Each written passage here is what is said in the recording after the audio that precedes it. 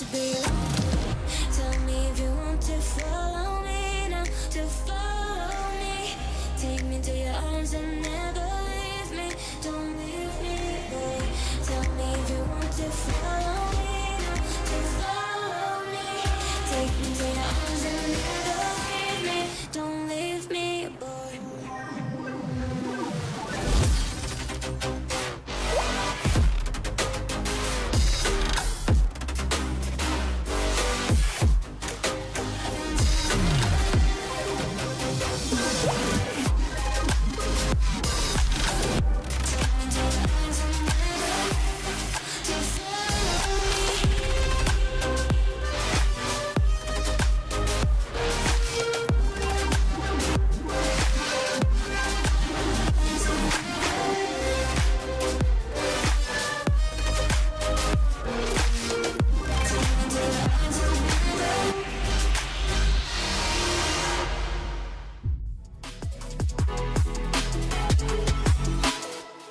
Four French drivers at the French Grand Prix trying to win this on the final lap. The three wide again, Guillaume down the inside. Guillaume moves across, they're both in front of Milan and Pouget. Before you know it, we find ourselves here in the very final race of the competition. And then they see truck racing and they think, this is crazy, you know, these are 5-ton machines, 1,200 horsepower brake. Oh, look at that switchback. Oh, he's been moved and it's ready to go out.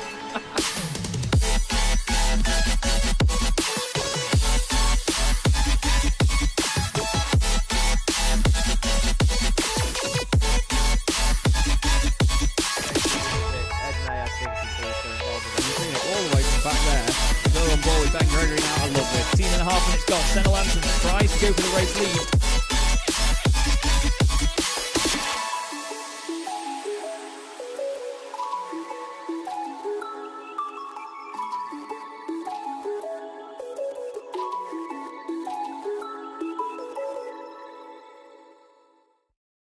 Racing isn't easy, but experiencing it is.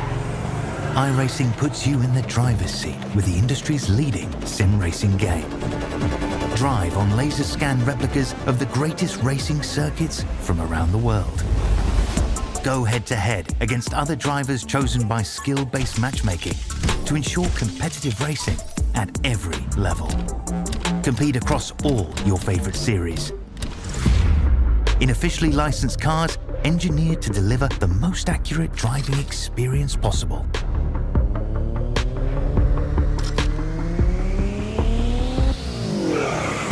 Join a race or host your own with players from across the globe.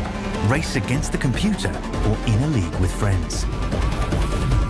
Feel the thrill behind the wheel. Visit iRacing.com.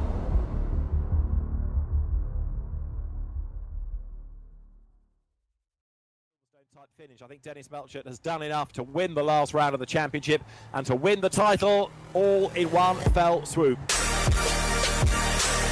Great Boring Car Championship, things are never chilled here. Honestly, the cars may be a bit dull, but wow, the racing certainly isn't. Fastest lap of the race now, Ben Lambert. Look at Andy Fox coming through the middle, it makes a little bit of contact. Dave Waldock is around and he's off on the grass. Rayfield tries to go right round the outside of Druids. You do not do that and get away with it very often. Takes the win in round 12.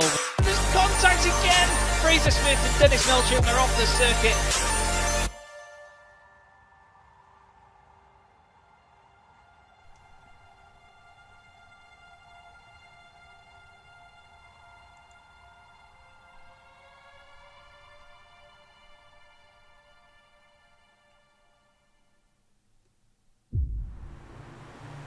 Good evening, everybody. Hello and welcome to Chaz Draycott Media, and welcome to another race meeting in the Chaz Draycott Media British Boring Car Championship by Abruzzi Racewear, also sponsored by Sim Stickers and Sim Racing Magazine. My name is indeed Chaz Draycott, and I'm delighted to be joined by the now fibre internet powered Ed May, who joins me in the commentary box yet again. Ed, we had a fantastic time out at Snetterton last time, but I think we all know that the real arena of speed here in the UK is going to be this tiny Brands Hatch Indy circuit that we can see the entire course of from this camera angle.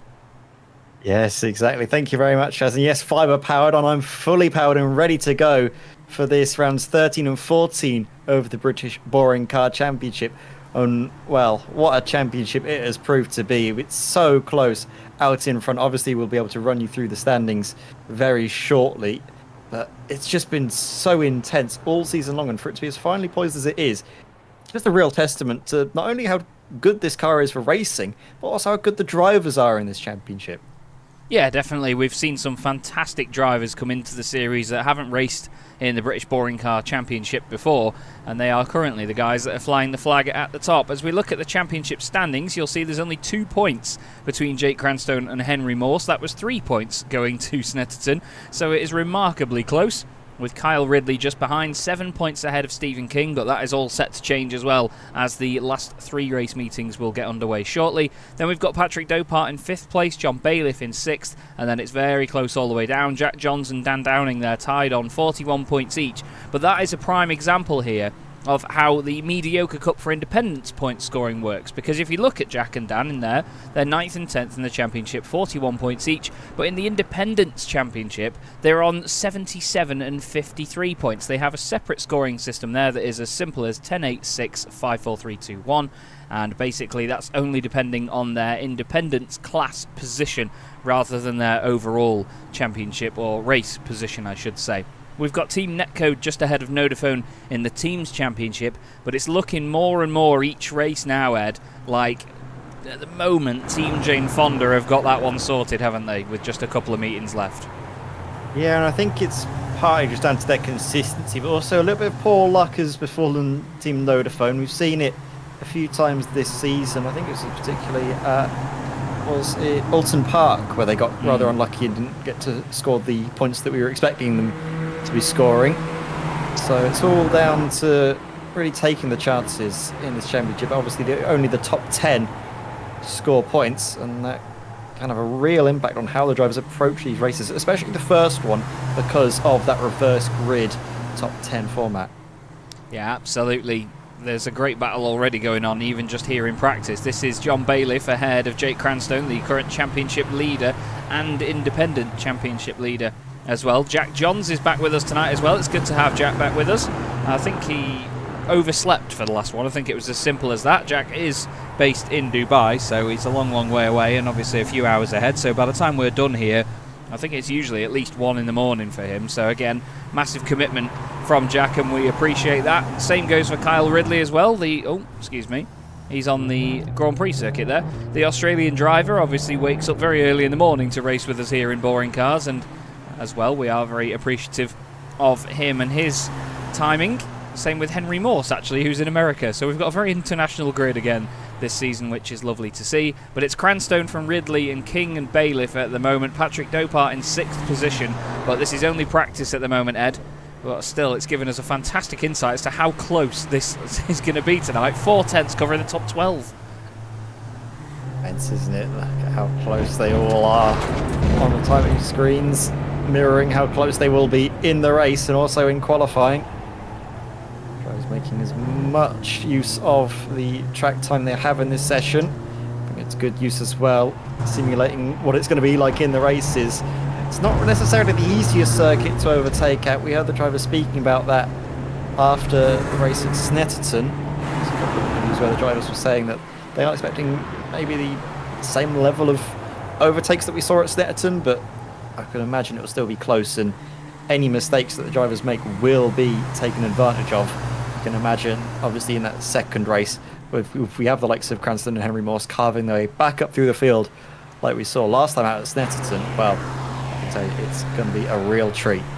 Yeah, absolutely is. We saw some great battles last time round. I think Henry Morse became the first driver this season to win a race 1 of the evening from not pole position, basically, and he did that from 8th on the grid. It was an amazing drive through, because when we were on the grid watching where he was starting from, we were all saying, you know, it's just such a shame for Henry to lose so many points to Jake in this race. You know, we almost predicted it, but then obviously Jake had his incident with the man he's currently side by side with, actually, Patrick Dopart, towards the end of the race, and it all went to pot. Still, these guys are having a right laugh.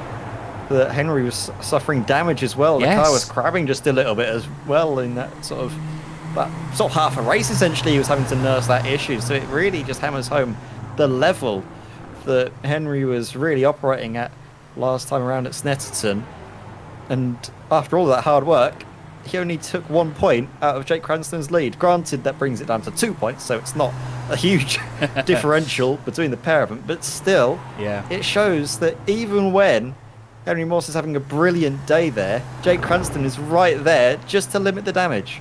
He absolutely is, and there's going to be a lot of damage limitation from a number of drivers up and down the order tonight, trying to get those all-important points on the board. All-important points that John Roberts welcomed himself into last time round. He became the first driver this season to score points for the dodgy MOT team. Himself and Simon Price have been pushing on very, very hard this season, and these two actually fell victim to my commentator's curse last time we were at Brands Hatch. As I was saying, they were both doing a great job, potentially on for points, and they had an accident apiece at the same corner. So hopefully no more of that this evening, gentlemen.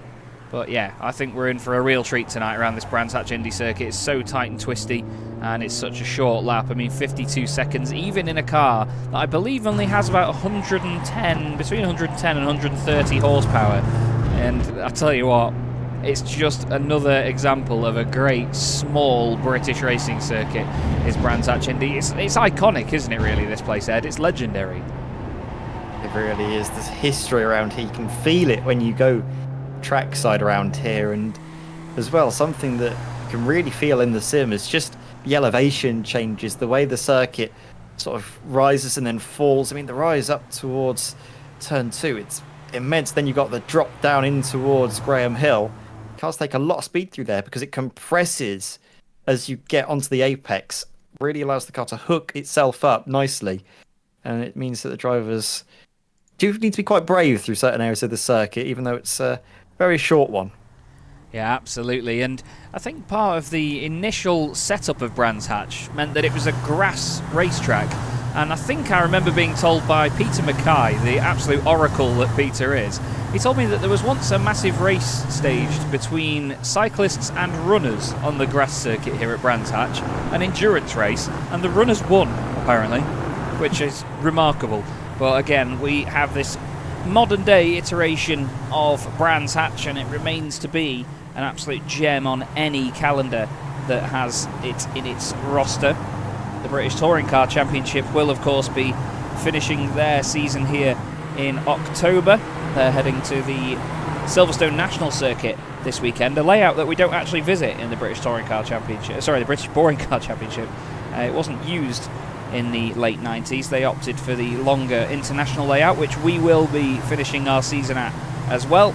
But look at the train of cars now making their way down the start-finish straight here, Ed. Everybody just trying to find that little bit of room that they can, and now the laps will start to come through in just a moment's time. Yeah, it's a very short lap, so you can expect the drivers to be pushing the limits. If they do make a little mistake, it's not necessarily the end of the world, because they will have the time to do it all over again in less than a minute's time, essentially. So the drivers may be pushing a little bit harder. It might be a little while before we see the laps come through for certain drivers that we know push the limits. I mean, Henry Morse was the driver that we saw for almost half the session without a time on the board, because he was just making a few mistakes here and there at Snetterton, which is a significantly longer than here at Brands Indy. Nicely poised on the exit there, Jake Cranston. You could hear that there was a sort of minimal amount of wheel spin. That was just to get the car set up for the exit more than anything else. Obviously, these cars, you do tend to hear the tyres more than the engine. Yeah. It's a bit strange just to hear the car go into that final corner without that sort of signature squeal that these cars are known for. Absolutely. Jack John's fastest at the moment, but goes a little bit too hot into Druids. Is he going to back out of that one? No, he is not. He is actually afterwards. No, he's not. He just moves over to the right-hand side. You have to be very careful around this circuit for off-tracks and incident points, though, because even there on the exit of Graham Hill Bend, where the grasscrete is on the right-hand side, you can very easily pick up a penalty there. You can get it wrong through Surtees as well. I think Van Ulster's just made a bit of a nuisance of himself there in front of John Roberts. There was actually here, this very corner now that John is coming out of, Clearways, that grass on the left-hand side could be a bit of a challenge for drivers tonight, because they like to eke out all of the space that they can over to the left of the circuit. And very famously in this championship, Tom Jacobs was leading at the Brands Hatch Grand Prix circuit in Season 1 with his teammate, I believe, in second place behind him. And from the lead, Tom dipped one wheel onto the grass and put it into the end of the pit wall, which ended his race, unfortunately. And it's very easy to do that around this circuit. But look at the times at the moment. It's amazingly close between everybody except for Jake Cranstone, who is currently a tenth and a half clear. Thankfully, though, I think the days of the ice racing grass have been well and truly put to bed since the updates to this Season 4 of 2023, where they basically increased, I think, like the friction coefficients or something. They've reprofiled basically the way that the sim models grass and gravel surfaces. Yeah. So that also means that if drivers overcook it a little bit into turn 1, get into the gravel, they won't be sent straight into the walls. They might actually slow down and have a chance to recover it, rather than having their race end prematurely, which is going to be great to see. Well, also, I mean, hopefully we don't see it in action, but if we do, we'll keep our eyes open for it. Definitely. Another thing to consider as well is the fact that they won't just run wide and keep it pinned and stay at full speed. You know, they'll almost grind to a halt, hopefully. I mean, I don't think it affects them that much. Not like it does in Assetto Corsa, where you touch the gravel and it's like you've hit a brick wall. But I'm really glad to see that, because anyone that knows me well enough knows that I've loved to moan about iRacing's gravel and grass physics for a long, long time, because drivers aren't scared about touching it. You know, there should be that fear factor, and I think it'll add to a little bit more realistic driving, maybe, because I've always said that if we had a sort of hardcore mode where we could basically tick a box and get gravel traps that actually stopped cars and they'd get beached, then people would chill out a lot more in terms of their racing, and we'd maybe see a higher level of driving standards. Chaz, I'm sorry, but look at this in the session God. now. These two, inseparable as ever, both on the exact same lap time, to the 1,000th. But I think instead of it being done who was the lap that did it first, I think in iRacing they separated it via I-rating. So Henry Morse may have a slightly higher I rating than Jake Cranston, right? Which is he does, by 800. Which is why he has got pole position.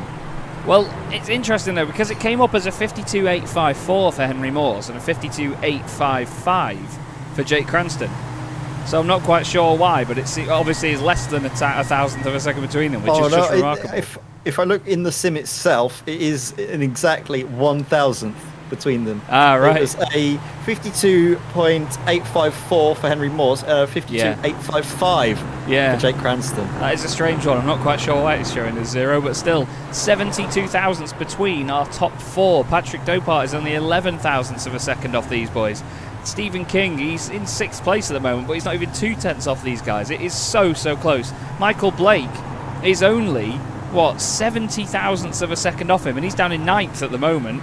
It's absolutely remarkable stuff. Tom Minot is only half a second off in 14th position.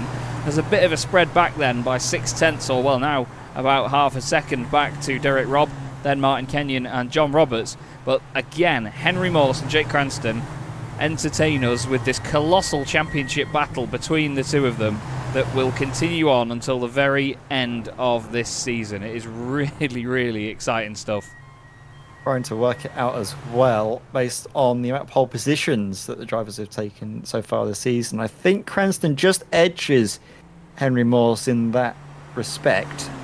But of course, this is going to do wonders for Henry Morse because of the bonus point. It means that there will just be a point separating Henry Morse and Jake Cranston in the overall championship. That's amazing, that is, of course, if it stays as it is. Very true. Very true.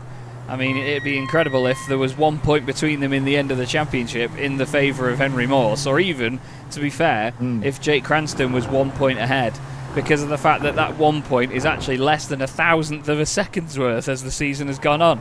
Really incredible. Let's have a look. I still imagine that they're going to be tied on points come the end of the season. They're that closely matched that I can't see either driver coming out on top. I can only see it ending in a tie and having to count back via race victories, which I think last time we established it, Snetton was the same, and I think again with 2nd and 3rd places. Well, yeah, I think there's a couple of chances for it to spread out, but I don't think it will. it's going to be remarkably close come the end of the season. We've had an improvement there from Martin Kenyon. That means that the field is just separated by just over a second now, going back to Derek Robb in 17th place, but he's crossing the line now. He's improved in the middle sector, and he improves by only about 20 thousandths of a second.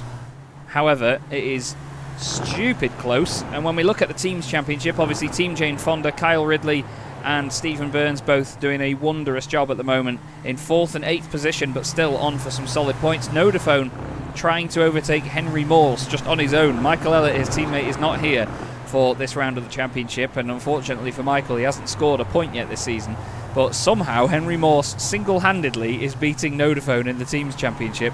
So Nodaphone, John Bailiff and Sam Van Olst have made it their mission to get ahead of him tonight, but right now no one can get ahead of him. He's doing an absolutely epic job of this, and it's come at a time when he really needs it, because when you get to the sort of sharp end of the season like this, there's less time to make up for any mistakes, isn't there, Ed? That's the important thing.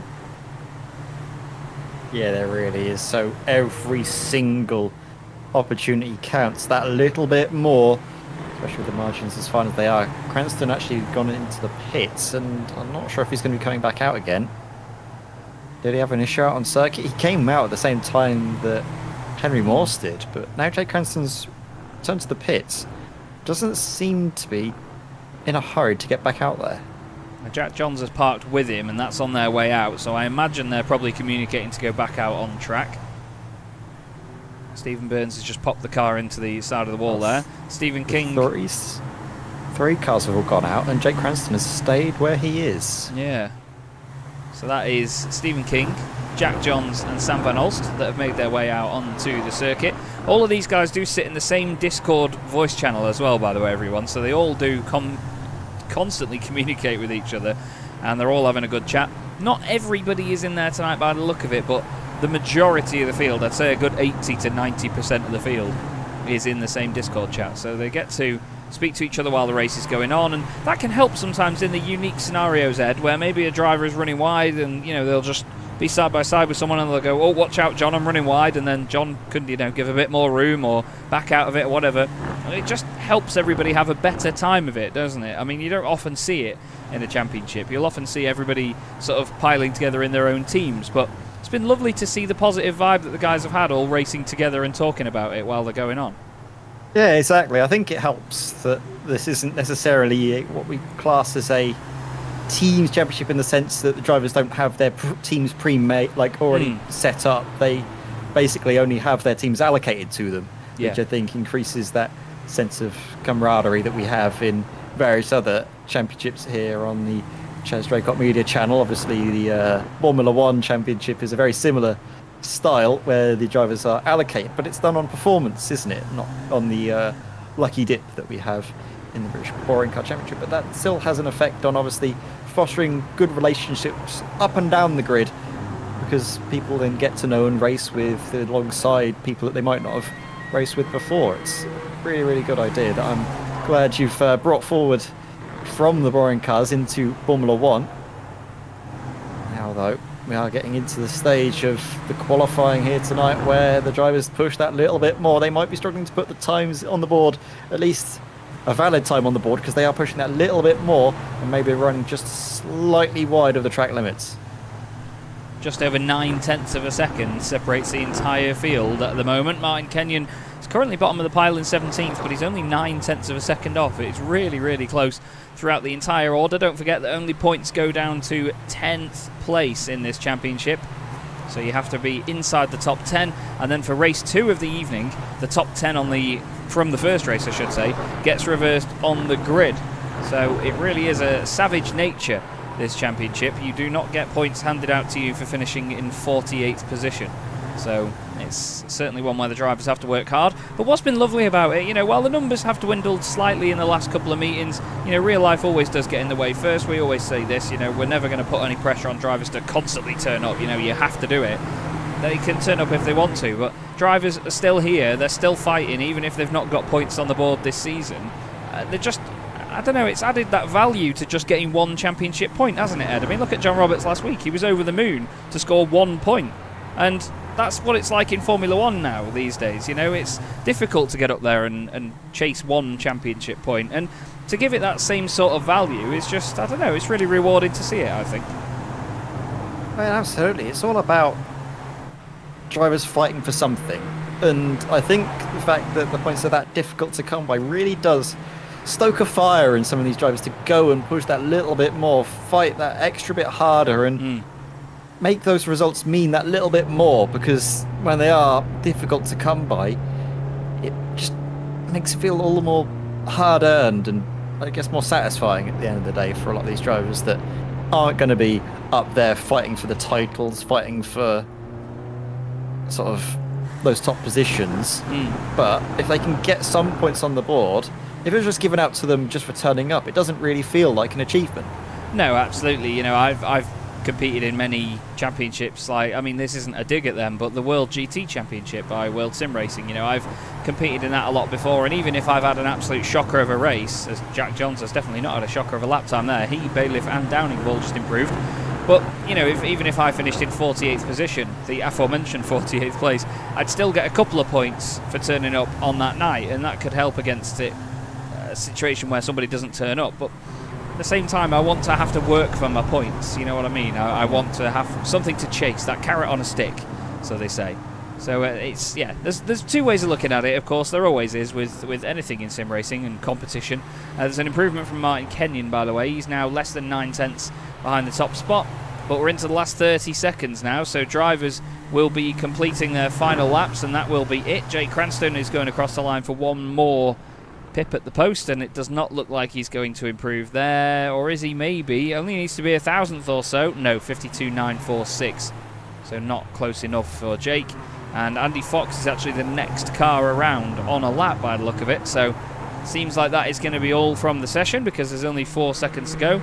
Pit lane is quite barren as well, but it looks like Henry Morse is going to score a very important championship point that's going to put him on pole position for round 13 of the British Boring Car Championship's 3rd season. This is your grid then. Henry Morse, as mentioned, on pole position by nothing over Jake Cranstone. Literally 0. Patrick Dopart is in 3rd place, as he always is, with Jack Johns in 4th position, 2nd in the Independents. Welcome back, Jack. Kyle Ridley is 5th alongside John Bailiff in the Nodaphone machine, and they're all within a tenth of a second of each other. Daniel Downing is in 7th place, hoping for more independent points ahead of Stephen King. Then it's Stephen Burns and Michael Blake rounding out the top 10. Sam Van Olst and Andy Fox line up on row 6, ahead of Simon Price and Tom Minot. Then we have Derek Robb and John Roberts, with Martin Kenyon 17th on the grid, hoping to make some points up from this race. So as you see the cars just dotting into their grid positions here, Ed, it's definitely a moment or two to try and predict how this race is going to go. Are we going to see a lights to flag win for Henry Morse, or is he going to be chased and overtaken all the way through? Is he going to have to work harder for this one? Well, of all of the tracks where pole position counts the most, I think it's fair to say that Brands Indy is going to be the one the drivers would love to be on pole position because of how difficult it is to pass. Henry Morse, he is a great driver when it comes to his racecraft, knows exactly where to position his car to make Jake Cranstone's life as difficult as possible. But you can never discount Jake, can you? He always tries to find the way through. Even if you don't think there's a chance for it, he'll look around the outside at a corner you don't think he can do it at, and it'll come through for him. So it's going to be too close, but I'm just going to be really looking forward to it. Here we go, Chaz. Indeed, round 13 of the British Boring Car Championship from Brands Hatch Indy is underway. And it's a very steady start by everybody by the look of it, although Henry Morse runs out to the left-hand side of the circuit to give Jake Cranstone the widest line possible through Paddock Hill Bend. Jake is going to go for it straight away. Dopart is side by side with Ridley, who's made his way around the outside of Jack Johns into Druids Bend. Looks like everyone's behaving themselves. You've got to be really careful of wheel-to-wheel contact on the exit of here. But as they come down the hill, Henry Morse has held that lead oh so importantly, and through Graham Hill Bend as well, stays in front of Jake Cranstone. That's exactly what he needed. It was perfectly tidy up through Surtees for the first time, then into McLaren, and then through Clearways they go. Any shenanigans and argy-bargy in the background? No, it looks wonderful and tidy at the moment. Looks like Michael Blake and Sam Van Olst are side by side for what will be 10th position, the final point scoring spot in the field at the moment, and it's nearly contact down the start-finish straight. They're rubbing panels with each other. but they get away with it as they head down towards us at Paddock Hill Bend for the second time of asking. It's very close stuff, but Henry Morse there, Ed, making the perfect start to stay ahead of Cranstone, although actually he's gone round the outside of him here at Druids. I was saying he's going to try and find a way around the outside of corners. You don't think he can make it work, but he does find a way through. Now down the inside of Graham Hill, and look at this, it's now Henry Morse's turn to hang it around the outside. Brilliant stuff from the championship protagonists, but look who's waiting in the wings. Patrick Draycott with his familiar third place, just waiting in the wings to see if he can snatch something extra from this race as Jack Johns gets a little bit of a bump from behind. I think that might have been Carl Ridley getting a little bit friendly. I think actually Jack tapped the back of Patrick, you know. I think he just...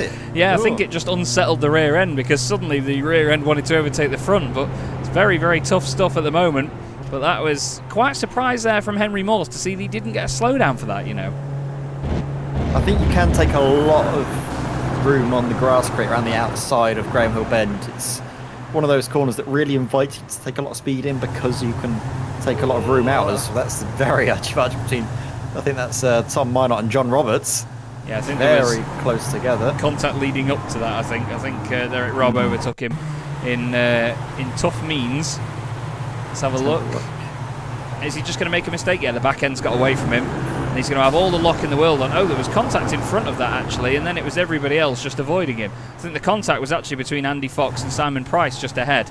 And then it all got a bit friendly. Simon Price has now had a moment as well. There was a lot of smoke there, and Simon has dropped a place. But back at the front, Henry Morse still leads this massive train of cars. Jake Cranstone, well, he is not letting him have this one easy, is he? The two championship protagonists, as you rightly pointed out, Ed, first and second in the championship, first and second in the race, and they are not taking it easy whatsoever. This is what we wanted to see.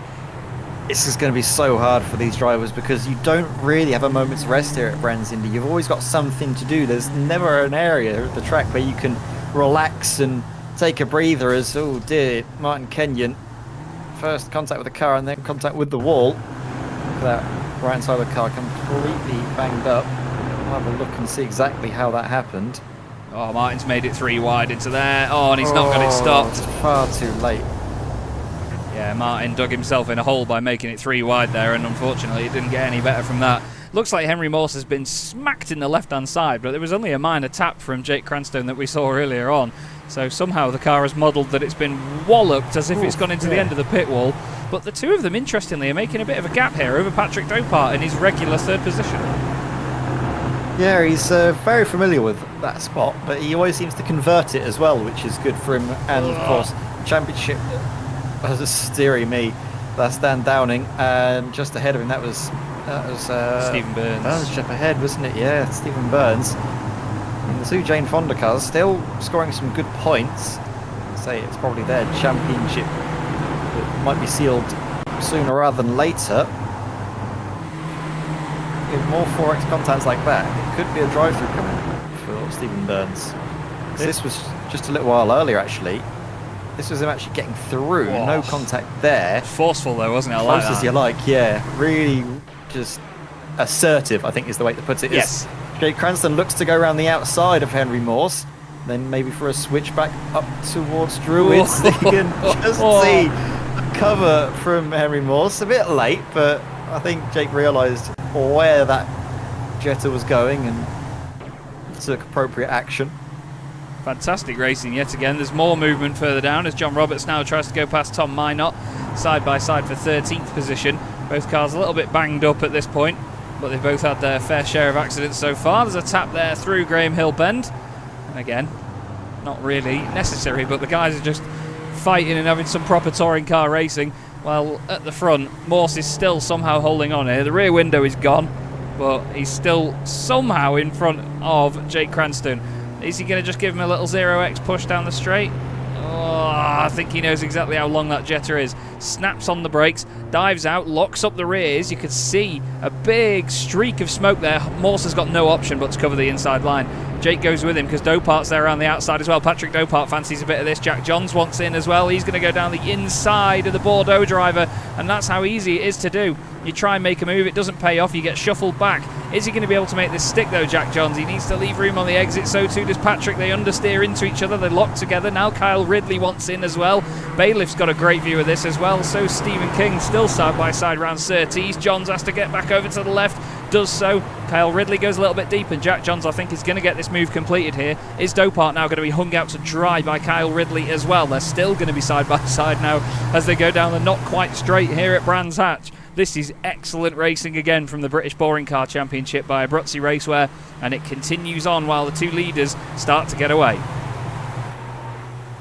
Yeah, but I don't know if they'll be able to break away for long, because that battle looks like it will carry on for the majority of the race. It's all about Jake Cranston piling the pressure on Henry, trying to force that mistake that the drivers have been saying is needed to make a pass around here. Just so tightly packed though in front of Stephen King, difficult to find your way through both those two cars up ahead, sort of driving in formation. I think it's King looking to go through on Dopart, still side by side. Oh nice, look at this though, Dopart was third a minute ago and now he's just dropped down to 7th place, and it's he might be losing out even further behind actually, because no, just manages to slot in front. It was close there. Dan Downing could have lost out to Downing. Trying it down the inside, but no luck there. Dopart finally finds a car-sized gap between two more of these jetters, but that was nightmare fuel for Patrick Dopart there. He was in third position, tried one move. Jack Johns got down the inside of him, and then that was it. He just kept losing places from there. He's gone a bit deep into Druids this time on the ABS, but he's fine. Jack Johns up there as well, back into third position overall now, and second place in the independents. That's going to be important for him to score a few more points than Dan Downing in this situation. So far this season, Jack has got 2 podium finishes, and he got both of them at rounds 7 and 8. Was that not Alton Park? It was Alton Park. 2 podiums for Jack. He was over the moon with that, and we've not seen him since then, unfortunately, so it's good to see that he's still on form back in the championship. Yeah, great to have him back, and great to have this fight back on our screens. Henry Morse and Jake Cranston, I really missed these two in the week off. Obviously, it's just been 7 days since we last saw them out in action. But look at this, Jake Cranston looking to the inside. Has he got an overlap? No, he doesn't, and has to back out. Henry Morse gave him just the car's width, but the speed he was going to take into the corner gave him the advantage to get that car length and make sure there was not contact. But that was, again, Jake Cranston piling the pressure on, and we're not even halfway through the race, so this will be a serious test of Henry Morse's mental stability if he can keep this going, because when you've got a car right behind you, they're trying lap upon lap to force you into a mistake. I know I would just crack after a while, that's for certain, but if he can hold on, that's a real statement. I mean, I crack when the lights go out, to be honest with you. I can't even get the car off the line. But you're absolutely right. It's going to be a test of our mental stability as well, actually, whether we can keep up with what's going on, and whether we can even begin to sort of predict or speculate as to what might happen. But it's just so epic to see these two drivers that are, yeah, sure, they're quite a while ahead in the championship. They've got a good few car lengths in this race, but they're still going at it at the front of the field as if they haven't only got 2 race meetings left after this. You know, we're at the sharp end of the season now for both of these drivers. It's just going to take one little misjudged move here by either of them, whether it's an attack by Cranston, whether it's over defensiveness from Henry Morse, and that massive train of cars behind that I was just making a point about from the camera angle with Andy Fox a minute ago. All of these guys will come through, and that will be it. Out of the points, no points at all, as opposed to the 15 or 12 that you'll get for first or second. But they are still going at it like tomorrow doesn't matter. It's fantastic racing. It's wonderful. This is what we come here to see. This is what the British Boring Car Championship is all about.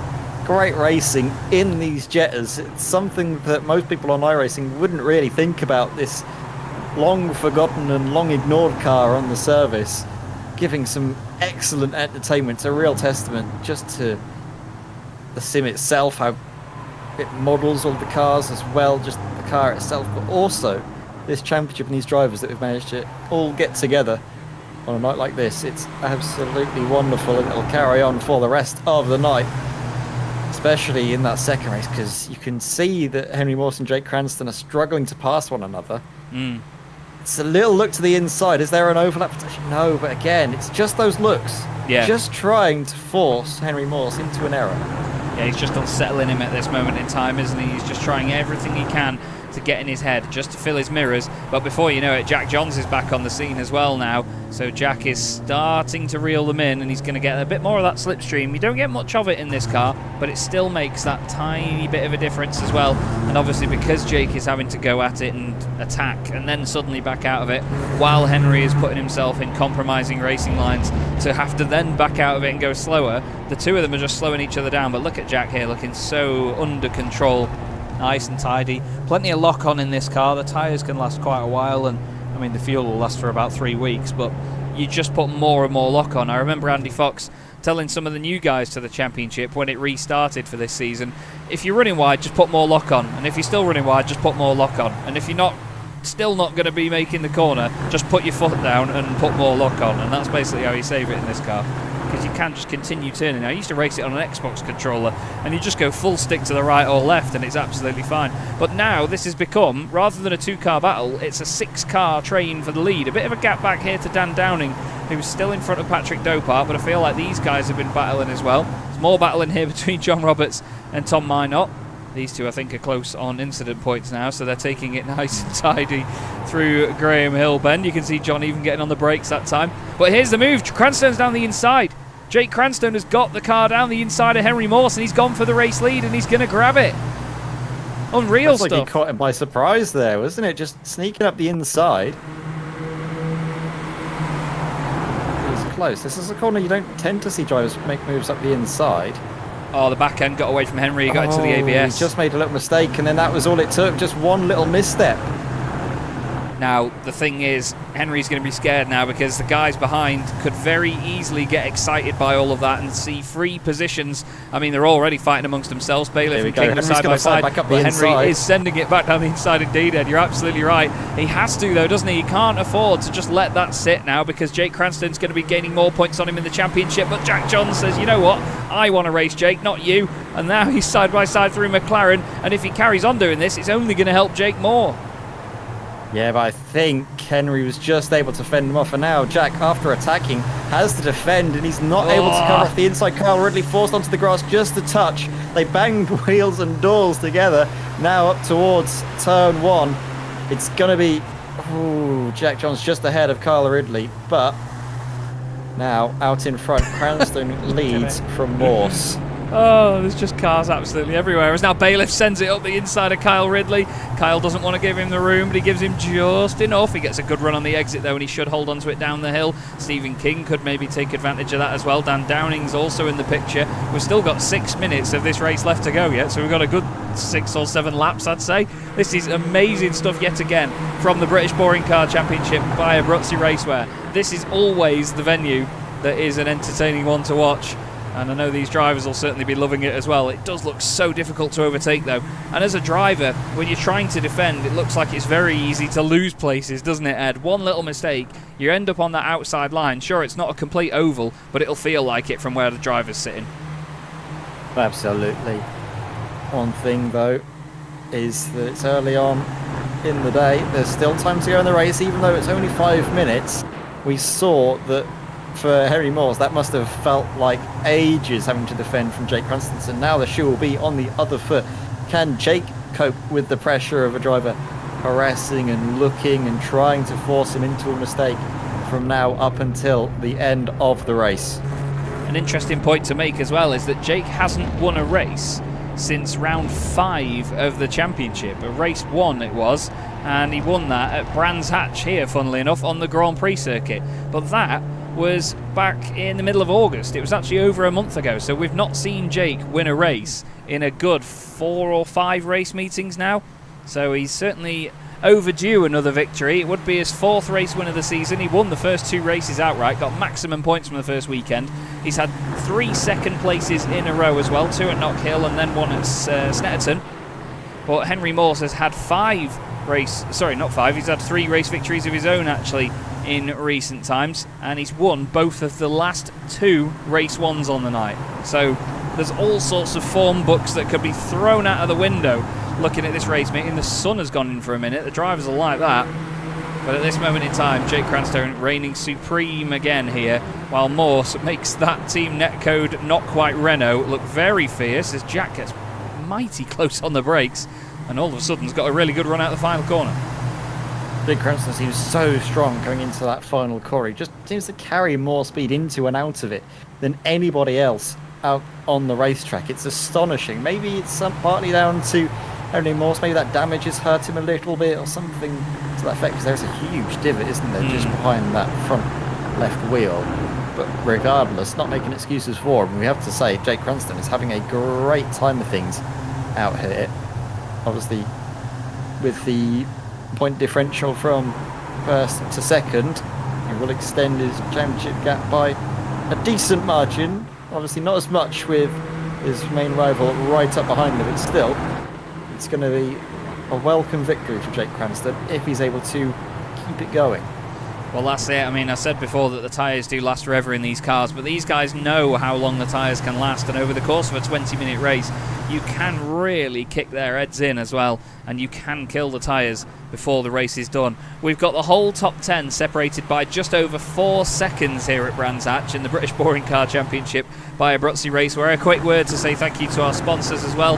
Abruzzi Racewear, of course, the title sponsor of the championship, but Sim Stickers and Sim Racing Magazine as well. Massive thank you for your support for this excellent series that, yet again, Ed and I just get the weekly pleasure of just coming up here and enjoying ourselves. We will be off for a couple of weeks after this, though, unfortunately. We're going to go 2 weeks without racing. We're going to be back on the 11th of October at Alton Park, and then the 18th of October for the season finale at Silverstone. So it's going to be another pretty big break here until we're back on your screens. But still, don't forget, we've got another race coming up just later this evening.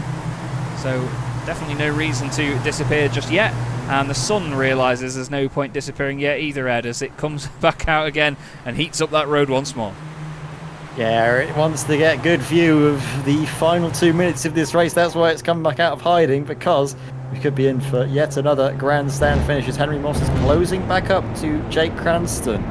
Maybe this is a different technique of luring Jake into a false sense of security before properly attacking into the last stages of the race. We know that's something that Henry can tend to do. He sort of just stays there and all of a sudden forget he's in behind you, and that's when he pounces. Whereas Jake Cranstone, he's the driver that puts constant pressure on, trying to force the issue, force a mistake. It's interesting as you watch the season go on and watch the drivers get to know their styles. Just little factors about how they race and how they try and make their moves. Yeah, it's really interesting because there are certain drivers that have these styles, like you say, Ed. It's a very, very good point. Gus Bergens in the chat is saying, let's go, Sam, get some points. We were just riding on board with Sam Van Olst there for Nodaphone. That car in front of him, Michael Blake in the Might Just Fit machine, is just fitting inside the top 10 at the moment. But Sam Van Olst and Andy Fox in the independent machine are both hoping to steal points from him before the end of the race. But at the moment, Sam not on for any points. He needs to get ahead of that car. Now look, there's a gap here between second and third positions. So Cranstone and Morse have yet again broken away from Johns and Ridley. I think, like, basically it's going to be Jack Johns under pressure from Kyle Ridley, and that is what has sent him backwards. Kyle's been a real sensation this season as well, right up there in the standings. But everybody here scoring such consistent points as the season has gone on. It's really close. Ridley is only 7 points ahead of Stephen King, but he's got 2 positions over him at the moment.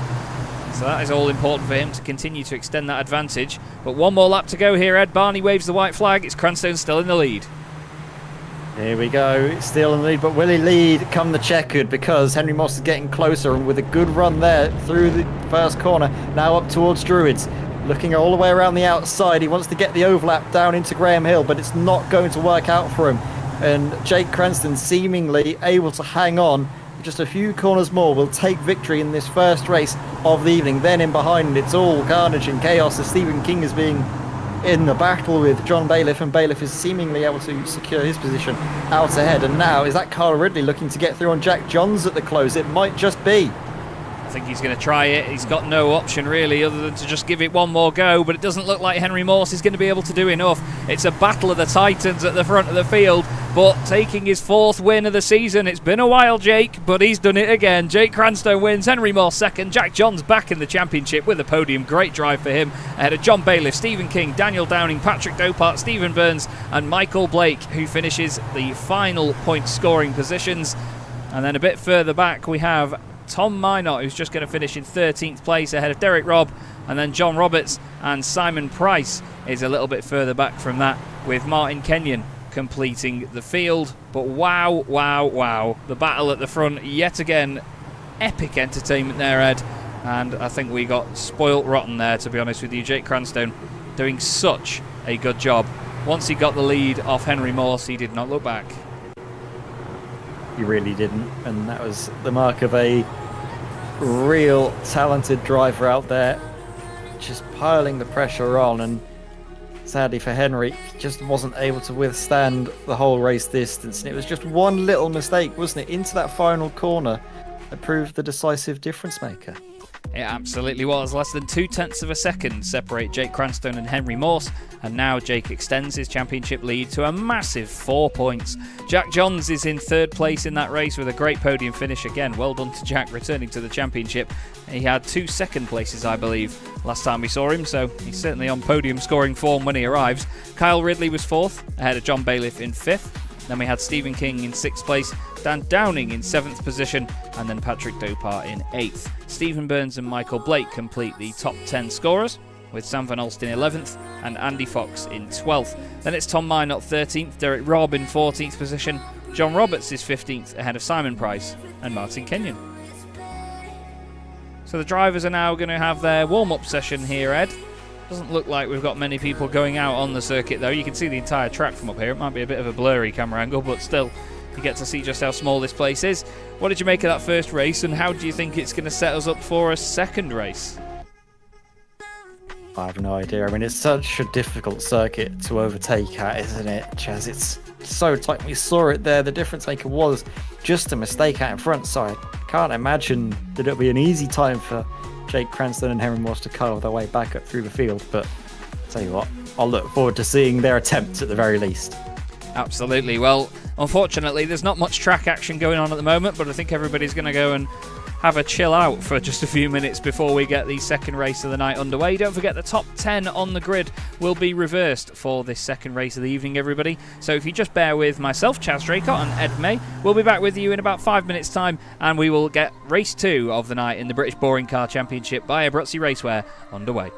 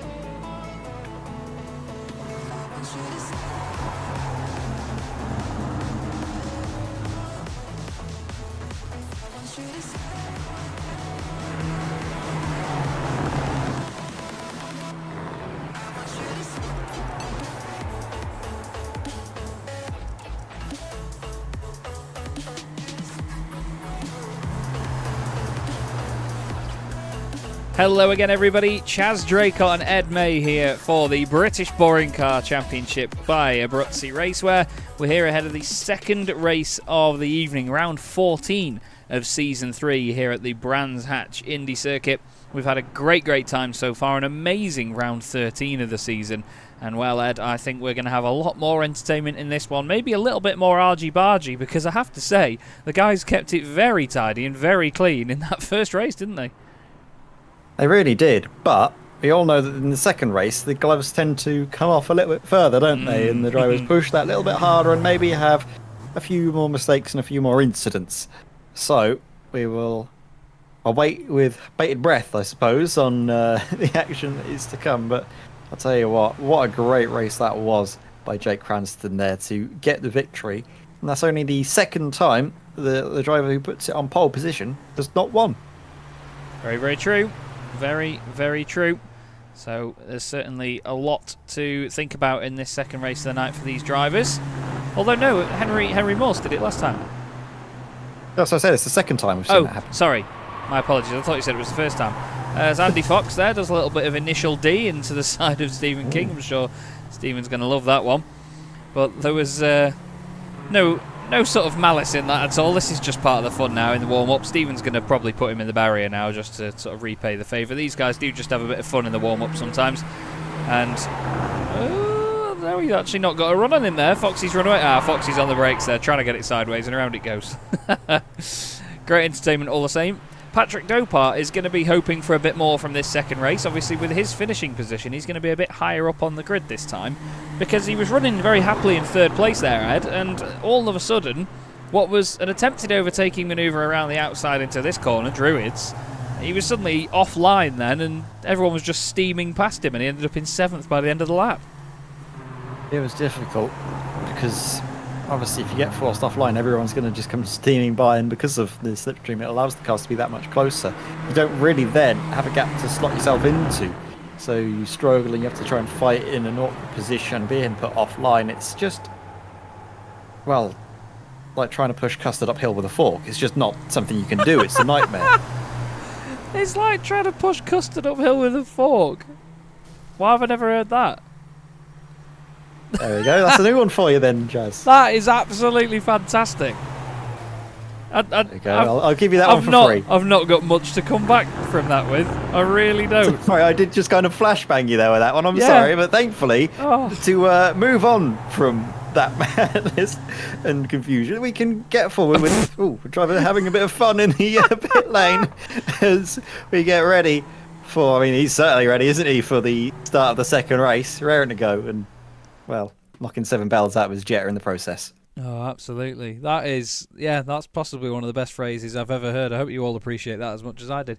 Michael Blake will start on pole position then, with Stephen Burns alongside, Patrick Dopart third again, with Daniel Downing in 4th place. Stephen King and John Bailiff next up, ahead of Kyle Ridley, Jack Johns, Henry Morse, and our race 1 winner, Jake Cranstone. It will, of course, be the rest of the field in the same order that they finished race 1 earlier, with Sam Van Olst, Andy Fox, Tom Minot, Derek Robb, John Roberts, Simon Price and Martin Kenyon rounding out your field. So Michael Blake on the inside of the front row. He finished 2nd last season, did Michael. His only 2 points scores so far have come from, well, the race we've just been in with 1 point, and then the other 2 were actually from Brands Hatch as well, actually 3 points and 2 points. So hopefully for Michael, he gets another double points finish here at Brands. Clearly his place to be. But the lights are coming on, everybody, and round 14 of the British Boring Car Championship by Abruzzi Racewear gets underway. And look at that start by Jack Johns. God, you'd think he was trying to help Jake Cranstone win the title, wouldn't you? The way he's been defending and attacking Henry Morse tonight. It looks like he's definitely on side with somebody, but I think Henry Morse has got through and got past. He has indeed, but it's Blake and Burns, that well-known firm of solicitors, side by side up into Druids. As that's a big check up on the inside. Burns comes right across in the brakes, and Dopart has to slam on and gets smashed into as well. Dan Downing's gone down the inside. Stephen King's got a good view of all of this in the Team Red Ring car. Ridley is hung out to dry by Bailiff. Other than that, though, another very tidy start here. Ed Cranstone and Morse have both got past Jack Johns in the opening lap. Yeah, so far, and look at this. Henry Morse was looking up the inside, I think trying to find a way through on John Bailiff, but John Bailiff has got his own battle with Kyle Ridley to worry about. So far, they were on board with Jake Cranston. We can see that those two were coming a little bit close together, weren't they? Bailiff and Ridley, and towards turn 1. Morse just hanging back, waiting to see how this battle shapes out. So is Jake Cranston. It's early days in the race. There's no sense pushing hard and getting involved in an incident. Oh dear, Simon Price has had a bit of an incident all by himself by the looks of things. Dan Downing having a bit of argy-bargy there with, that was Stephen King. King. Yeah, Yeah. that was Stephen King in behind. You can see John Bailiff has been overtaken by Henry Morse, but now slots in front of Jake Cranston, who'll be trying to get past in a hurry. But there's been contact. He's off the road, struggles to get back on. Thankfully does without issue. That was a scary moment. If that was on the old model, with the slippery nature of that grass, that would have been difficult for Jake Cranston to recover. I don't know what happened. It's like Jack just right-hand downed him. I'm not accusing you of such things, Jack, but it just looked like he expected there to not be an overlap anymore, and he just wanted to slot in, look, behind Jake. And, well, I think the two of them just magnetised towards each other, in fairness. I don't think either of them necessarily moved too much. But wow, scary indeed for championship leader Jake Cranston, and now finds himself in a position where he'll only score 1 point. Stephen King and Dan Downing have been getting very friendly here in the middle of the pack for 4th place. Stephen King didn't leave all the room in the world at Druids on the last lap, and Dan Downing is now returning the favour and not leaving room either. The two of them glued to each other. There's a lot of contact going on between Andy Fox and Sam Van Alst by the sound of it as well. These two are certainly getting friendly. So you were right, Ed. The gloves have come off now for this second race of the night, and it's last day of school vibes yet again. Here we go. Henry Morse now with a couple of cars between himself and his main rival Jake Cranston, as John Roberts is off into the key litter. What has happened here to John? Was it a bit of an incident? Car behind potentially, or was it? Or it looks like he just runs a little bit wide and then gets a helping hand. I think that was Martin Kenyon going into him. Yeah, I think the two of them both got into the ABS by the look of it, and they just sort of magnetised into each other. There's someone else off in the background. Tom Minot and Sam Van Alst getting friendly now up at Druids. I say friendly, they're all just knocking 7 shades of Jetta out of each other at the moment. Ridley and Downing now side by side. There's going to be a number of drive-throughs in this race, I can tell you that. Henry Morse is doing the right thing. He's just putting himself in a position where he can pick up points from other people's battles, as there's more drama, as now Minot is off the road. He's very sideways as he comes back on, and Foxy and Rob are there as well, and Derek Robb is around. There was a lot of contact between Cranstone, Johns and Bailiff as well, wasn't there, in the background? Of all of the cars to come off worse, I was not expecting that to be Derek Robb. No. All of that, to be honest. I'll have a look through at it all. What was this? Was the Jack Johns overtake around John Bailiff. So it's Jake Cranston we're going on board with. We're still battling away with John Bailiff, actually. It's not been sorted out whatsoever. No, I think the contact was actually in front between Morse and Downing, you know. I think one of them got slightly sideways, and then that was that. Derek Robb's incident, it was totally nothing to do with Derek until he just arrived on the scene. So Foxy and Minot, Foxy bounces off the curb, nothing untoward. Minot is sideways, Foxy doesn't know Derek's there, turns into the corner to try and get out of the way of Minot. I don't think any of them can particularly be blamed for that, just human mistakes. And, well, it happens as the Nodaphone cars now fight with championship leader Jake Cranstone. Here we go. Jake Cranston down in 10th place. Henry Morse up in 6th. This is exactly what Henry needs, but there's still loads of time for Jake to get back into this race, so don't count him out just yet. Out in front, you can see the might just fit of Michael Blake looking to go all the way around the outside of Stephen Burns. This is for the lead of the race, let's not forget. Although this was Stephen waiting in the wings. This was Stephen making the move, yeah. Going up into the lead. That was a lap or two ago now, actually. We missed it. Also got through, I think, just afterwards. Yes, yeah, Patrick Dopart now still sitting in 2nd place. Stephen Burns leading the way in the Team Jane Fonda car. And right now, Stephen King is hoping for a podium from Michael Blake as well. Cars 2 and 4. Michael carries that number because that's where he finished last season. Stephen carries that number because, well, that's the one he wanted. And the pair of them are now glued to each other as they come down towards the start-finish straight. But would you look in 5th place again, Ed? Kyle Ridley still on for scoring championship points for Team Jane Fonda with his teammate. Here we go.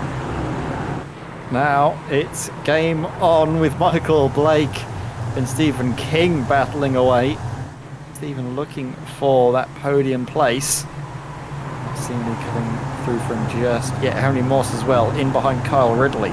Now that's a battle that we'll have to shift our attention to, as well as actually Jake Cranston struggling to get through on John Bailiff, who's actually putting up a very, very determined defence.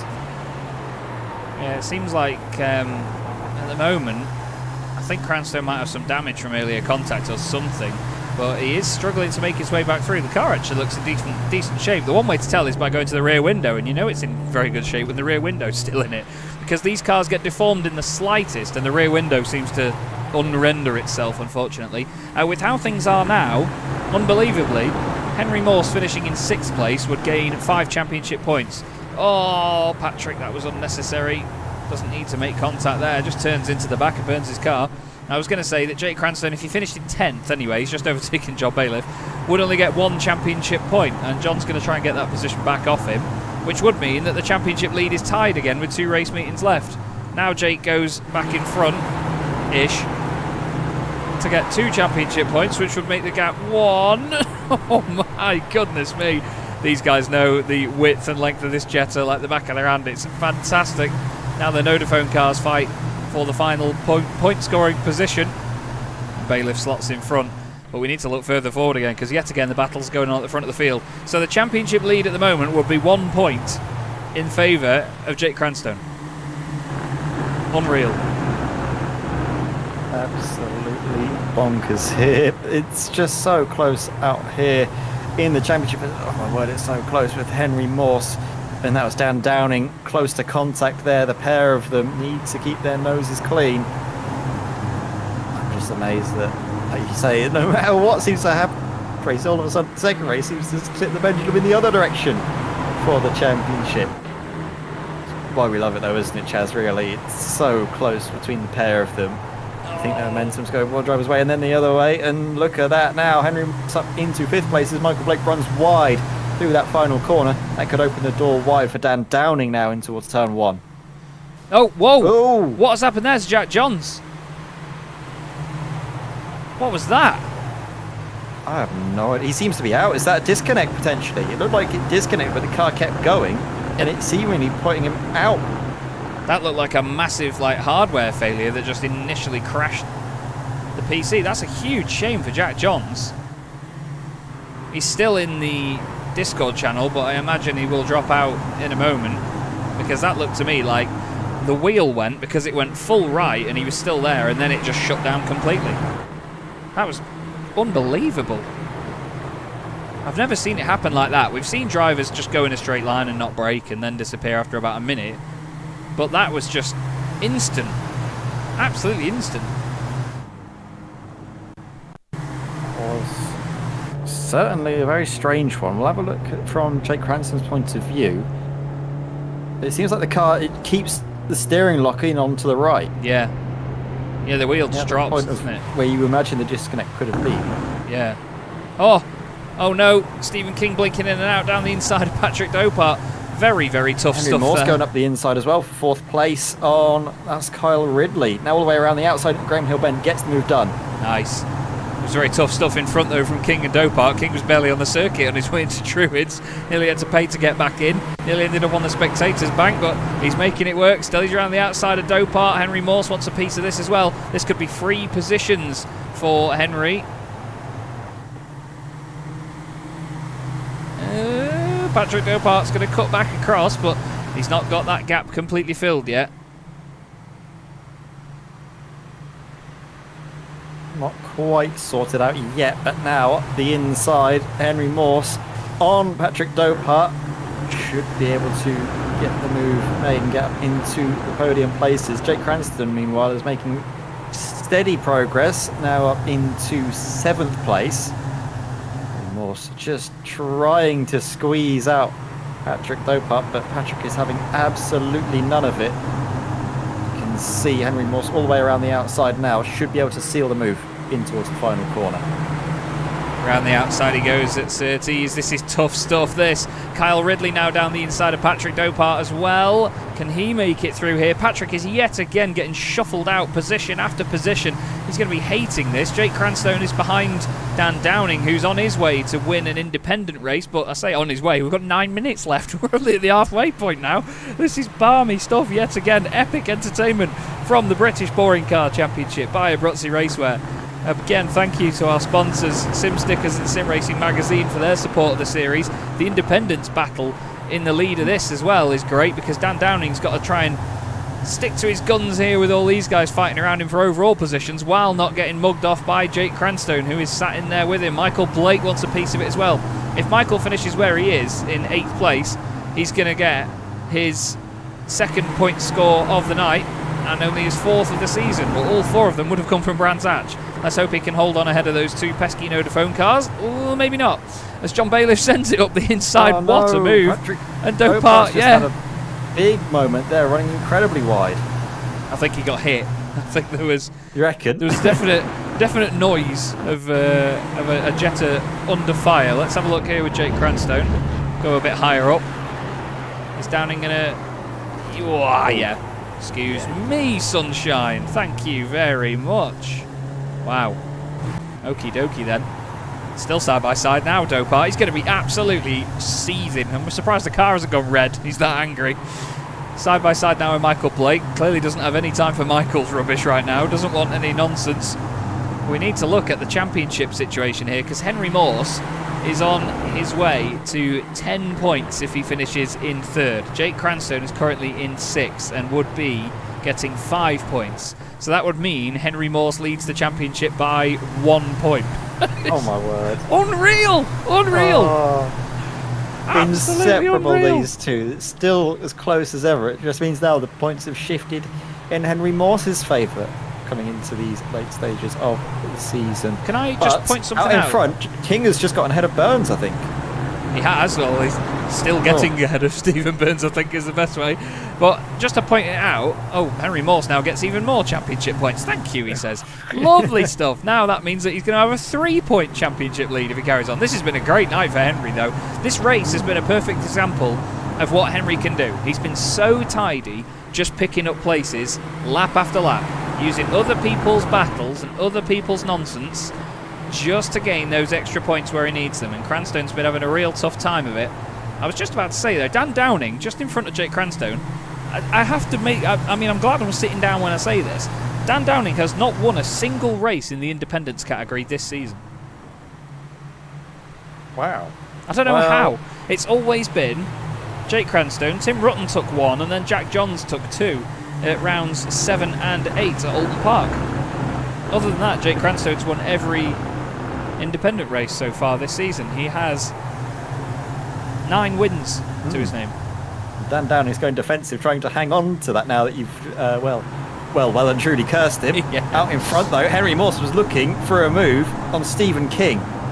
Absolutely was. 6 minutes left on the clock now for Henry Morse to try and get this done. He'll gain an extra 3 points if he does this as well. So that would now give him a 9-point lead. No, that's stupid maths, Chaz. He would get 15 points where Jake Cranstone gets 5. How far is he behind? No, it's 4 points, isn't it? God's sake. I can't count. Cannot count, man. As down the inside he goes, and, maths aside, Henry Morse leads the race. As, Jake responds down the inside of Downing. Well, for Stephen King, that seems to be it for him, as Henry Morse goes through into the lead of the race and will look to try and break away. There's definitely something about Henry Morse in this final race of the evening. He's really come alive. Maybe in that first race we were seeing him with damage, because right now he is looking like a man possessed. That car is in real tip-top shape. Not a blemish on it, which is amazing considering the amount of cars he's had to overtake. Absolutely, getting huge frame stutters there for just a second. I'm really sorry about that, everybody. But yeah, Henry Morse is looking very good at the front of this pack right now, leading this race down towards the start-finish line. 4 3/4 minutes left to go, and I'd say this is far from over. It could certainly change. Henry Morse on his way to 15 points for winning this race. Jake Cranstone on his way to 6. And the championship lead at the moment is 4, so that would give Henry Morse a lead in the championship of what, 5 points? If I do the maths right, he'd take the 5 away and then gain 4 on him, yes. So 5-point lead for Henry Morse if it finishes like this. And that's possibly one of the biggest gaps we've seen all season between these boys. But Cranstone's not done yet. Let's remember that. Cranstone is not done yet, is he?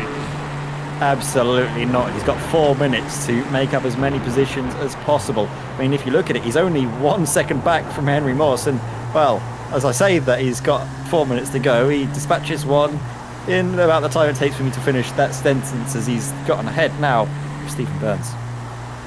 Yep, down the inside, nice and tidy. It's nice to see it from that rooftop camera angle. Moves up into 4th position. That's now 8 championship points for Jake Cranstone, while the battles continue on behind. That's Dan Downing side by side with John Bailiff. Bailiff down the inside into Druids Bend. Oh, big contact in front. And the guys need to be careful here. I think Kyle Ridley has just sent one on Stephen King, actually, and got that moved on there. As Ridley's gone way too deep through Graham Hill Bend. That's now going to give Jake Cranstone another freebie as he pushes the back of Stephen King's car. Jake Cranstone now into 3rd position. That's 10 points for him, which means that now Henry Morse would lead the championship by, never mind, 1 point. Now he'd be losing it by 1 point as Jake Cranstone somehow in a lap and a bit has gone from 6th up into 2nd place. This is the British Boring Car Championship, everybody. This is the British Boring Car Championship. Welcome, please stay. You'll probably go as bonkers as Ed and I have gone, but this is just colossal racing. So now, the only thing that separates the two of them tonight is a thousandth of a second. Because Literally. that was the difference between 1st and 2nd. The bonus pole position point going the way of Henry Morse, who did get the lap time just edged out over Jake Cranston. By less than 1,000. It's just, this is just excellent. This is exactly what we want from this championship. Really, really great entertainment, and it keeps on coming. No, I had to say it earlier. Dan Downing finds himself in the barriers. Dan Downing's race is done. He was on his way to his only independence victory of the season. Stephen Burns has had enough. Well, I think the car's had enough. There's been a few of them go past Dan Downing here after his off. What on earth happened? He was side by side with Sam Van Olst. I don't think that was actually related to Stephen Burns' incident. Stephen was a lot further up the order. Dan's just run wide and clipped Sam. And then Stephen Burns actually got into some contact there as well at the top of the hill, and that's what's put him into the pit lane. So whether that's for damage or incident points, I'm not sure. But Henry Morse still leads this race. 1.1 seconds ahead of Jake Cranstone, and then the rest. Whatever's left of these cars now. It's definitely been an example of the gloves coming off in race 2, isn't it, Ed? Yeah, it really is. I mean, when you get into race 2, you don't need to necessarily worry about the 3rd race and the potential grid position you'll find yourself in. You can just go all or nothing, and for a lot of these drivers, especially ones that haven't quite tasted the joy of a podium yet, or trying to fight for their best result of the season so far, they have that mindset of, I'm not in a championship fight, so I might as well just go for it or get nothing out of it. And I mean, it is a great spectacle to see, of course, when the drivers do really push the envelope that little bit more. Not quite onto the final lap yet. We've got this and one more to go. We will see the white flag out for Henry Morse the next time by. Jake Cranston is reeling in Henry Morse, but I think it's more of a case of Morse nursing the car through to the end, not having to push it 100% more than Jake Cranston having a sort of the significant pace difference over him. Yeah, absolutely. We'll check what the lap times are when they cross the line this time round, but Henry Morse has now only got 30 seconds left on the clock. What was that? I don't know if you heard that. I don't know if that was just because of his ping, because he's all the way in America. But that sounded like an accidental double upshift there by Henry Morse, and it sounded like he slowed down a lot. He was 4/10 of a second slower than Jake Cranstone on that previous lap, and Jake is absolutely sending it on the brakes into Druids. He is pushing so hard right now. He is the man that leads the championship coming into this race meeting, and they would have come away from this tied on points had Henry Morse not beaten him by 1,000th of a second, or less than that, according to our timing software in qualifying. There's still 2 corners to go. This is the British Boring Car Championship by Abruzzi Racewear. It could all completely change, but by the look of it, it's going to be one winner piece for our 2 Titanic protagonists, and Henry Morse rounds the final corner to take his 4th win of the season in response to Jake Cranstone's. What a night for these pair. What a night for the championship. Kyle Ridley finishes in 3rd place. Stephen King is 4th. John Bailiff 5th. Patrick Dopart, Sam Van Ulst, Michael Blake gets 2 points finishes tonight. All of his points this season have come from, where are we? Brands Hatch. Tom Minot celebrating his first championship point of the season as he crosses the line. But my goodness me, what can you say there, Ed, about Henry Morse and the guys? Because these two at the top of the championship have just been in a different league. They really have been an excellent end to the night. I just want to see Tom Minot cross the line because it perfectly illustrates what we were talking about, how much it means to the drivers to score points. A rare point for Tom Minot, but one that has meant so much to him. You can see when he brings it across the line, he slings the car around in joy. He absolutely does, and I'm just making sure that it's definitely his first point of the season. I'm pretty sure it is. No, it's not. He scored 2 points in round 8 of the championship at Alton Park, so my apologies, Tom, but you can still see that's his 3rd point of the season, and he's still very happy about it. But he's already sliding, he knows it's coming his way. Excellent, isn't it? Wonderful. Go on, You Tom. can't help but smile when you see it, can you? Yeah. It's just a sign of how much it means for the drivers. It's a great illustration of the gravel slowing the car down as well. Yes, good point, Ed. Nicely mentioned. But yeah, I mean, at the end of the day, you know, Tom arrived late this evening because he had other things going on, and you know, he didn't know if he was going to make it in or not. And well, these pair just had one hell of a night. Jake Cranstone winning the first race of the night, missing out on pole by less than 1,000th of a second. It has literally been a dead heat between them tonight, pretty much. It's just amazing. These two are making a real example of the championship and themselves, and just showing exactly how it should be. Epic entertainment. So Henry Morse takes round 14 of the British Boring Car Championship by Abruzzi Racewear, with Jake Cranstone's amazing recovery to 2nd place.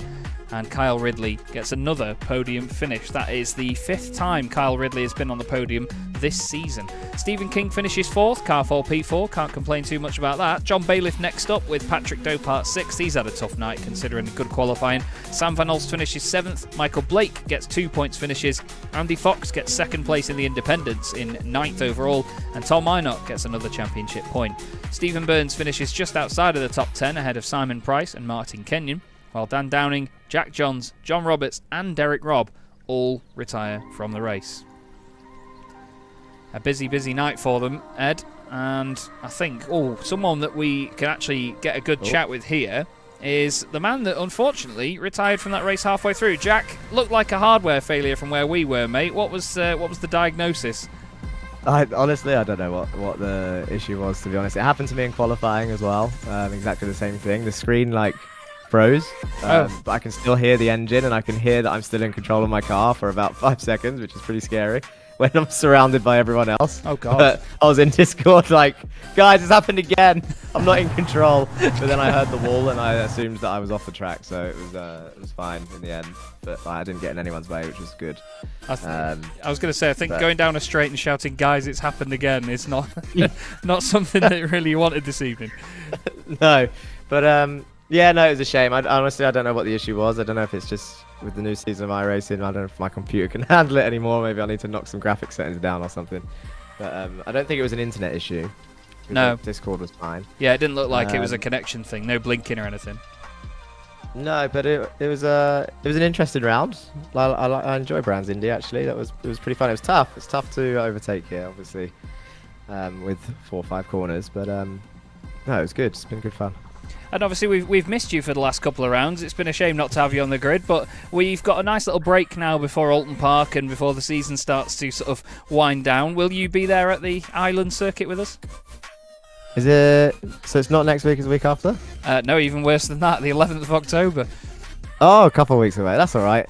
I just need to remember. So my first vacation 2 rounds ago was that I forgot. So that was my bad. And then the second one I remembered, and it got to 9:30 at night here, and I literally was like, oh cool, practice opens in half an hour, and laid down in my bed on TikTok and just passed out. I woke up at 3 a.m. oh no, I missed another one. Well, TikTok's rubbish, mate. That's probably what sent you to sleep. It's probably is what it was, yeah. Well, either way, Jack, while you were on the circuit, it was good to see you tonight, mate. And again, showing great pace with another podium on the board. So hopefully it continues to go well when we see you at Alton Park. Is there anyone you'd like to give a shout out to? Yeah, yourselves for running it. Sorry that I missed a couple. It was nice to be back on track with these guys, to be fair. Didn't expect a podium today. Got the thank Dan Downing for the towing qualifying, because fourth definitely helped me out. Sorry to Patrick, who once he got forced offline, dropped from P3 to like P7 or 8 or something like that. Yeah. Really wish I was in that second race, to be honest. I genuinely felt like another podium was on the cards, and Henry and Jake proved that by climbing up the order. And I felt hard done by on lap 1. Henry didn't do anything wrong, I just felt hard done by, and I really wanted to get him back, and when I cut out, I was like, oh, that's done. It's over. Well, it's always been a pleasure to have you on, Jack, so thank you very much for jumping back in, mate, and we will hopefully see you at Alton. Have a good one. No worries, see you soon. Thanks, guys. Jack Johns there. Clearly, I mean, he's confident, Ed. You know, he's got the pace. He's shown it as well with podium finishes, and I think I agree with him. You know, no disrespect to any of the other guys, but I think he definitely could have had a second podium finish there, don't you? He would have been on for it, that's for certain. I think it would have made Jake Cranston's life a lot harder having to get past Jack Johns, because he was really in fine form. But like I say, it was a excellent show of racing. We can speak to one of the race winners for this evening, and it's Jake Cranston who joins us in the commentary box. Great to have a word with you, Jake. It's incredibly close, this championship between you and Henry. You just can't seem to get away from each other. Yes, it's a bit ridiculous. I mean, I was talking to Henry at the end, and we're like, we might as well just not even turn up, to be honest, because it ends up being the same points gap every week. I think you're both tied for the same amount of race victories as well now. Yeah, well, everything is tied. I don't know. I really do not know how this is going to end. Nor do I, nor does Chaz, to be honest. We can only wait and see. But I'll tell you what, just talk us through that first race, because it looked like you were putting pressure on Henry every single lap. Was that just part of the plan to force him into a mistake? Kind of. I mean, I was just sat there, really. I knew there was not really any way to get past. Patrick was behind me as sort of a buffer. I knew that I don't think he would have attacked me. He wasn't quite close enough. But then Jack got past Patrick, and I was like, oh, Christ. I'm going to have to get past Henry now. So I piled on the pressure, and he made one little error, and I managed to slip through. And then it was 7 laps of me sweating. And that was that. Well, speaking about 7 laps of you sweating, how many laps was that second race of sweat? Because I'll tell you what, that was really quite intense. It looked like, for all the world, that Henry was going to try and break away with the championship lead. But then, those last few laps, you seemed to just carve your way through. Yeah, I don't really know. The seas parted at the end. I was halfway through the race. I was sat behind Dan Downing, and you know, I was just seeing Henry walk away up front of me, and it was quite demoralising, really. And I just I couldn't picture myself getting past all of those cars in front with the laps I had left. And then it just sort of all seemed to open up for me, and I made it happen. And I was very happy to then just sit in second place. Yeah, me and Chaz were talking earlier that the only thing that separated you tonight was that 1,000th of a second in qualifying, the 1 point swing in Henry's favour. That means you still have the lead of the championship by a single point, and we're getting into the business end of the championship now. Do you think you've got the edge over Henry in these closing stages? I think maybe... You know what? No. We are the same. It's... I don't know, Ed. I don't know. Well, maybe that 1 point you have could be all important then if you're the same. If you can keep the gap as it is, well, you'll be in good stead come the end of the season. But, well, thank you very much for your time, Jake. And is there anybody you would like to give a shout out on the broadcast, bud? Yeah, shout out to Ellen, her parents watching along. My mum's watching too. I think my grandparents will catch up tomorrow morning, so thank you everyone for watching, and thanks to you guys. And hi Chaz. Hi Jake. Thank you very much, Jake. We'll let you get off and celebrate. Congratulations on your race 1 race victory, and of course your second place in race 2. Thank you. Cheers, guys. Spoken like a true gentleman as ever, Ed. I tell you what, Jake certainly... He's got the same mindset as we have about this. Even he and Henry aren't really sure what's going to happen towards the end of the season. Actually, I tell you what, let's just go straight to the man himself. Let's get Henry in. Henry, welcome to the commentary box again, my friend. You must be beaming from ear to ear after taking that race victory in race 2. But talk to us about qualifying. That less than 1,000th of a second is now what separates you in the championship. Yeah, I couldn't believe that was what happened.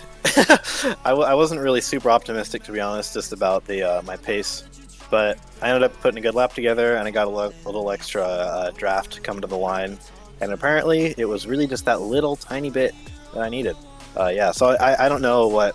I think you might be able to see on the back end up to like the 10,000th. But yeah, I'm sure it was less than the 1,000th of a second. That was pretty insane.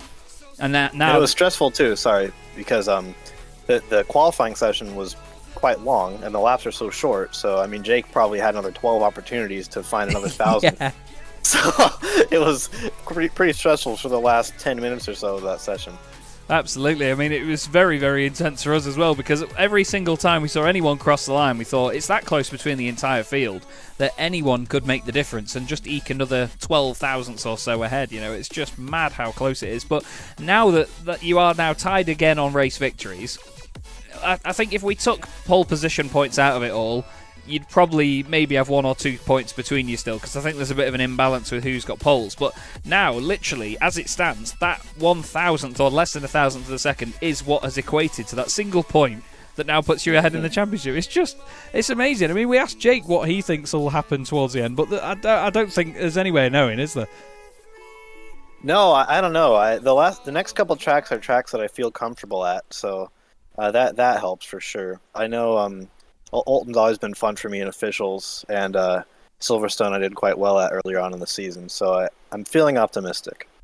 Well, it's certainly interesting to hear, mate, and we certainly look forward to watching it. Is there anyone you'd like to give a shout out to or give a thanks to before we round it up for the evening? Yeah, I've got to give a shout out once again, as always, to my family and my friends that are watching. They're always they're texting me between the sessions. They're very enthusiastically following along. As well as I'd have to give a shout out to Patrick Carpentier and Rene Arnaud, awesome racing drivers. And of course, last week I missaid his name. I meant to say Sherman Barnett. What a guy, holding it down there in El Paso, Texas.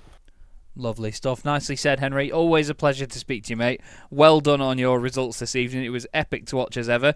And we'll see you in, 3 weeks' time at Alton Park. See you then. Well, there we go, Ed. We don't have a clue what's going to happen. They don't have a clue either, but it's that close in the British Boring Car Championship by Abruzzi Racewear. You never really know, do you? It's awesome one-make racing at its very finest. It really is, and it's just a testament to this championship. I mean, we said that it was close, but it just seems to get closer and closer every single race meeting we go to now, and I dread to think what's going to happen next time out at... Alton Park next time. Ooh, in a little ways away, isn't it? Sadly, but still means that the wait will feel ever more longer because we won't have exciting racing to entertain us in the meantime. Absolutely, yes. I do apologise for the on and off calendar, everybody, but unfortunately I'm away commentating next week. I'm away for the entire week in Madrid for the Goodyear FIA European Truck Racing Championship season finale, and then the week after that, on the Wednesday, is actually one of my best friend's weddings, so I'm not going to be around for that evening either. And to be honest, if I did try and commentate at that sort of time after a wedding, probably wouldn't be my best commentary I've ever done. So you are going to have to wait a couple of weeks. We'll be back on the 11th of October for Alton Park, but then I'm happy to say that straight away, a week later, we will have the season finale racing here at Silverstone on the international layout on Chaz Draycott Media. Thanks again to Ed May, my wonderful co-commentator. Thanks again to the drivers for putting on such a fantastic show. And of course, the championship title sponsor, Abruzzi Racewear. Go and check out their shop. And of course, Sim Stickers and Sim Racing Magazine as well. This has been the British Boring Car Championship by Abruzzi Racewear from Brands Hatch Indy for rounds 13 and 14. We'll see you in 3 weeks, everybody, and we'll see you, when everything comes back together and everyone goes mad at Alton Park. For now, though, have a good one.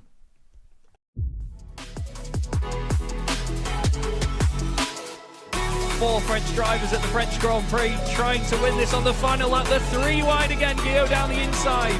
Guillaume moves across, they're both in front of Milan and But Pouget. before you know it, we find ourselves here in the very final race of the competition. And then they see truck racing and they think, this is crazy, you know, these are 5-ton machines, 1200 horsepower brake. Oh, look at that switchback. Oh, he's been moved and it's ready to show off.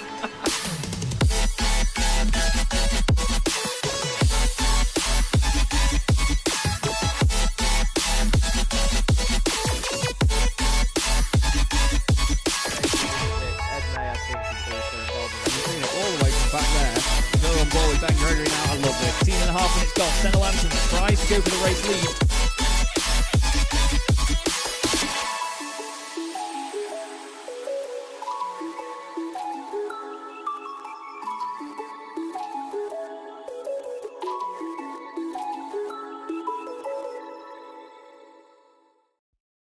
Racing isn't easy, but experiencing it is.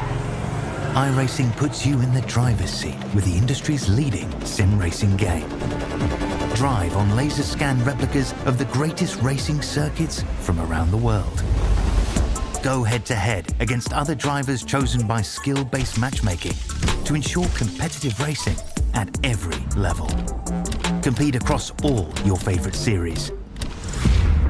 In officially licensed cars, engineered to deliver the most accurate driving experience possible.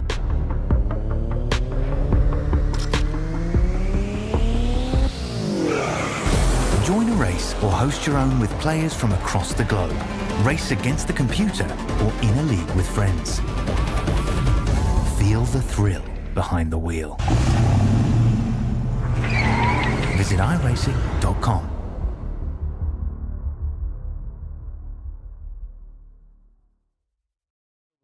Finish. I think Dennis Melchett has done enough to win the last round of the championship and to win the title all in one fell swoop. It's a great touring car championship. Things are never chilled here. Honestly, the cars may be a bit dull, but wow, the racing certainly isn't. Fastest lap of the race now, Ben Lambert. Look at Andy Fox coming through the middle. He makes a little bit of contact. Dave Waldock is around and he's off on the grass. Rayfield tries to go right round the outside at Druids. You do not do that and get away with it very often. Takes the win in round 12. There's contact again. Fraser Smith and Dennis Melchett are off the circuit.